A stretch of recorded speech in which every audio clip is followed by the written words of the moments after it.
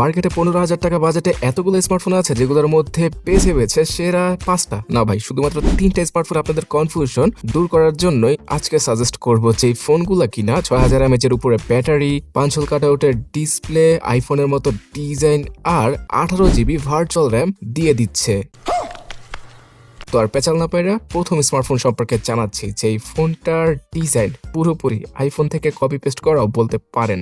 তাছাড়া বাজেটের মধ্যে সবচেয়ে বেস্ট মানে দাঁড়াচ্ছে 32 মেগাপিক্সেলের সেলফি ক্যামেরা রয়েছে এখানে। গেস করতে পেরেছেন আমি কোনটার কথা বলছি? গাইস, আমি বলছিলাম সিম্ফনির হেলিও 55 সম্পর্কে। কি ভাবতে অবাক লাগছেন না? যেই শান্ত কিনা 10,000 টাকার উপরে কখনো সিম্ফনিকে সাজেস্টই করেনি সে আজকে 15,000 টাকায় সিম্ফনির ফোন সাজেস্ট করছে। আসলে ভালো কাজ করেছে ব্র্যান্ডটি এবং আমার কাছে মনে হয়েছে 15,000 টাকা এটা ওয়ান অফ দ্য বেস্ট। তবে এটা থেকে আরো বেস্ট স্মার্টফোন আছে ব্র্যান্ড ভ্যালু সহ, সেগুলো সম্পর্কে জানতে একটু ওয়েট করুন। তার আগে সিম্ফনি হেলিও 55 সম্পর্কে এক্সপ্লেন করে দেই। মিডিয়াটেক হেলিও G92 এই চিপসেটটা রয়েছে এখানে। তো এই নামটা শুনে হয়তো অনেকে ভাবছেন G99 এর মতো আবার পারফরমেন্স দিবে কিনা, একদমই নয়। G81, G88 এই প্রসেসরগুলো আগে ছিল না, সেই লেভেলের পারফরমেন্সই পাওয়া যাবে। এটা 12 নানোমিটার নডে তৈরি করে একটা বেসিক চিপসেট। তো এখান থেকে যে ধুমায় গেমিং করবেন বাজেটের মধ্যে এমনটা নয়, নর্মালি রেগুলার কাজগুলো সেরে ফেলার জন্য এই চিপসেটটা পারফেক্ট। ফুল এইচডি রেজুলেশন অথবা এইচডি রেজুলেশনের ভিডিওগুলো ক্যাপকাট কাইনমাস্টারে ভিডিও এডিটিং এর মাধ্যমে এডিট করতে পারবেন। তাছাড়া গেমিং এর ক্ষেত্রে ফ্রি ফায়ার যারা খেলেন তারা ধুমায় খেলতে পারবেন, কিন্তু পাবজি গেমটা ইনস্টল না করলেই বেটার, বিকজ কিছুক্ষণ গেম খেলার পরে ফোনটা হ্যাং এবং ল্যাগের দেখা দিয়ে দিবে। এবং স্টোরেজ হিসেবে সিম্ফনি এখানে ইউজ করেছে 8GB র্যাম, সাথে থাকছে 128GB ইন্টারনাল মেমোরি, যেটা কিনা খুবই ভালো একটা ব্যাপার, বিকজ এখানে 16GB ভার্চুয়াল র্যামকে আপনারা ইউজ করতে পারবেন, যেটা হয়তো তেমন একটা কাজে আসবে না, কিন্তু 8GB র্যামটা মাল্টিটাস্কিং এ অনেক বেশি হেল্প করবে। ইনফ্যাক্ট 15,000 টাকা 8GB র্যামের স্মার্টফোন এখন আর তেমন একটা দেখা যায় না। সফটওয়্যার হিসাবে out of the box Android 15 এর সাথেই আসে সিম্ফনি হেলিও 55 এবং আগামীতে যে 16 এর আপডেট পাবে এটার কোনো গ্যারান্টি নাই।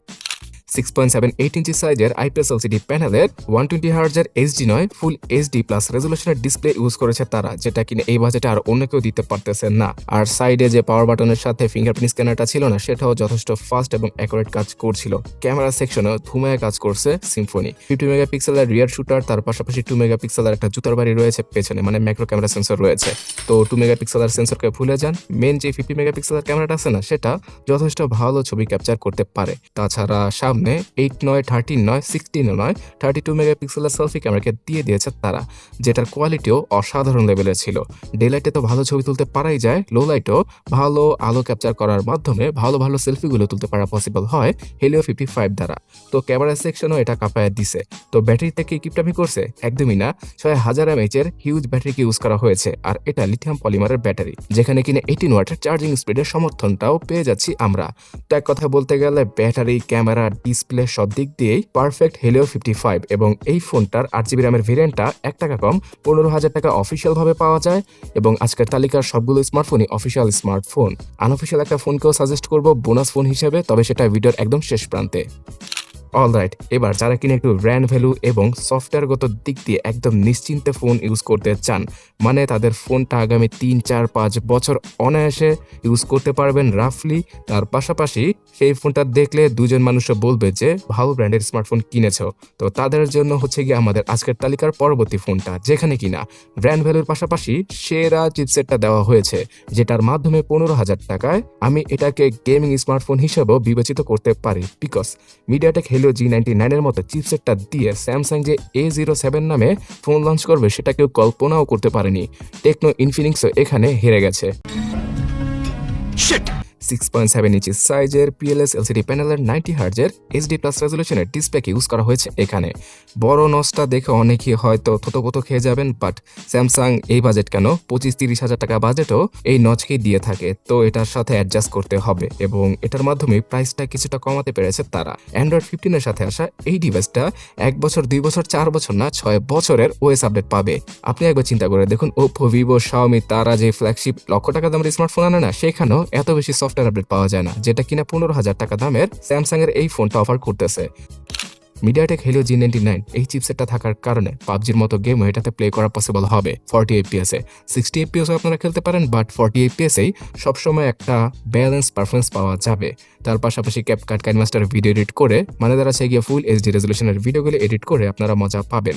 তাছাড়া রেগুলার লাইফ ইউজ করার ক্ষেত্রে আমার মনে হয় না আগামী 2-3 বছর এটাতে তেমন কোনো হ্যাং অথবা ল্যাগের দেখা পাওয়া যাবে, যদি আপনারা নর্মালি ছোটখাটো অ্যাপ ইউজ করে থাকেন। 464 এবং 6128 এই দুইটা ভেরিয়েন্টের সাথে আসা স্যামসাং A07 স্মার্টফোনটা বাংলাদেশে অফিসিয়াল আনঅফিসিয়াল মিলিয়ে 12 থেকে 15 এবং 17,000 টাকায় পাওয়া যায়। 6GB র্যামের সাথে আরো 6GB র্যামকে যুক্ত করে মনে মনে 12GB র্যাম ইউজ করা পসিবল থাকছে। এসডি কার্ড ইউজ করার সুবিধা দুইটা সিমের সাথে।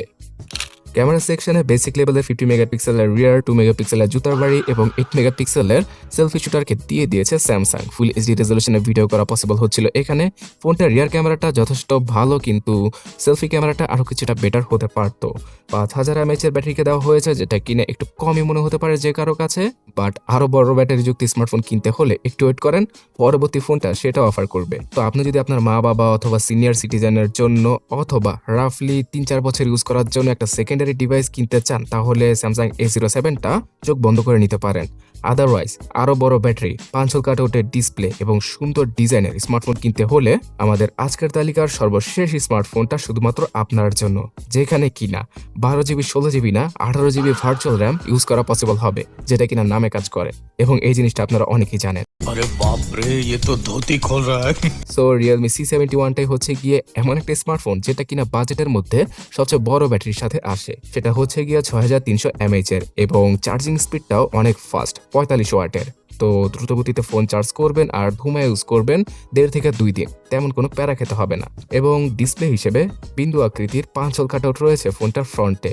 6.67 ইঞ্চি সাইজের এই এইচডি প্লাস রেজলিউশনের ডিসপ্লেটা আসলেই দেখতে সুন্দর লাগে, তবে ফুল এইচডি প্লাস রেজলিউশন হলে একদম ক্রিস্পি আর মাখনের মতো লাগতো। অ্যান্ড্রয়েড 15 এর সাথে আসা Realme UI 6.0 থাকছে এখানে, হয়তো 1-2টা অ্যান্ড্রয়েড আপডেট পাবে এটা। তো Realme UI তে বেশ কিছু ব্লোটার এবং অ্যাডস রয়েছে, তার পাশাপাশি ফিচারও রয়েছে। ইউনিসকের T7250 এই 12 ন্যানোমিটার নোডে তৈরি করা চিপসেটটাকে ইউজ করেছে Realme, যেটা কিনা ওই মিডিয়াটেক G92 এর মতোই পারফরমেন্স দিয়ে দেবে আর কি। এবং গেমিংকে বাদ দিলে রেগুলার লাইফ ইউজ করার জন্য ফোনটা পারফেক্ট। গেম যদি খেলতে হয় ফ্রি ফায়ার টাইপের গেমগুলো খেলুন, তবে সেটা বেশিক্ষণ খেললে ল্যাগ, হ্যাং, টুকটাক ফ্রেম ড্রপ এই সকল কিছুর দেখা পাওয়া যাবে। এবং বাংলাদেশে অফিসিয়ালভাবে 4128, 6128 এই দুটা ভেরিয়েন্ট পাওয়া যায়। 4GB র্যামের ভেরিয়েন্টার প্রাইস 15,000, 6GB র্যামের ভেরিয়েন্টার প্রাইস 16,000 কি 17,000, যদি আপনারা দামাদামি করে কিনতে পারেন। এবং 6GB র্যামের সাথে আরও 12GB র্যামকে অ্যাড করে প্রায় 18GB র্যাম পর্যন্ত মনে মনে ইউজ করা পসিবল, যেটা কিনা শুধুমাত্র মার্কেটিং এর জন্য তারা ইউজ করেছে। আদারওয়াইজ এই র্যাম দিয়ে কোনো কাজ হবে না। 50 মেগাপিক্সেলের রিয়ার শুটার আর শুধুমাত্র 5 মেগাপিক্সেলের সেলফিকে দিয়েছে Realme।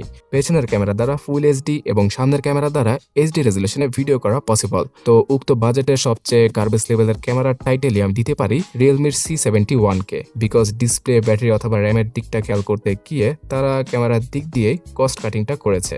তাছাড়া সাইড মাউন্টেড ফিঙ্গারপ্রিন্ট স্ক্যানার এবং জাইরো সহ প্রয়োজনীয় কিছু সেন্সরকে দিয়ে দিয়েছে Realme। আদারওয়াইজ আনঅফিসিয়াল ভাবে একটা কিলার লেভেলের স্মার্টফোন যদি 15 থেকে 16,000 টাকা কিনতে চান, তাহলে Redmi Note 13 5G, যেটা কিনা চাইনিজ ভেরিয়েন্টের স্মার্টফোন, সেটা দেখতে পারেন। এছাড়াও যদি আপনাদের এর বাইরে আর কোনো সাজেশন থাকে অবশ্যই কমেন্ট করে জানাবেন, এতে করে অন্যরাও উপকৃত হবে।